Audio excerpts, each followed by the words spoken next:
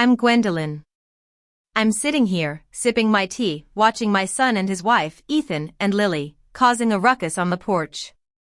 Their car is parked outside, suitcases beside it, and an eviction notice in an envelope sits on top of one of the cases.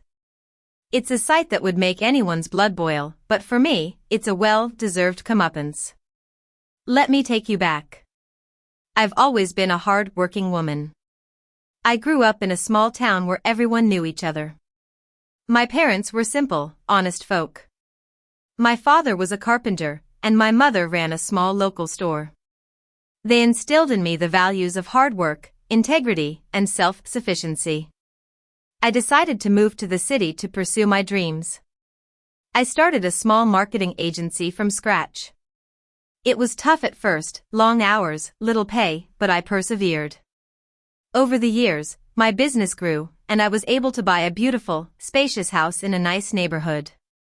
I had a son, Ethan. As a child, he was a joy. He was kind, polite, and full of energy. But as he grew into an adult, things changed. He didn't seem to have the same work ethic as me. He was always looking for the easy way out, never wanting to put in the hard work required to achieve success. Then, he met Lily. Lily came from a well-to-do family, but she had a sense of entitlement. She thought the world owed her everything and had very little respect for others. A few months ago, Ethan and Lily came to me, looking all desperate. They said they had some financial troubles and asked if they could stay with me temporarily until they got back on their feet. I, being the mother that I am, couldn't say no. I opened my doors to them, thinking I was helping my own flesh and blood. A short while later, I had to go on a business trip. It was just for 4 days, nothing too crazy. I packed my suitcase and left, looking forward to getting back home after the trip. When I returned, the first thing I noticed was that my suitcase by the door had been moved. It was a small thing, but it made me feel a bit uneasy. I walked upstairs, and my bedroom door was closed. That was strange because I always left it open. I opened the door, and there was Lily, sitting on my bed, watching TV as if she owned the place. My clothes were gone from the closet, and her stuff was everywhere. I just stood there, shocked. Lily looked at me and said, very casually, "Oh yeah, we moved your things to the guest room. This room works better for us." I looked around, and then Ethan walked in behind her, as if this was all perfectly normal. I asked, "Are you serious right now?" Lily just shrugged and said, "It's mine now." Can you believe that? In my own house, she had the audacity to claim my bedroom as hers. I was furious, but I didn't show it. I just nodded and said, "Okay." That night, I couldn't sleep. I thought about all the hard work I had put in to build my life, to buy this house.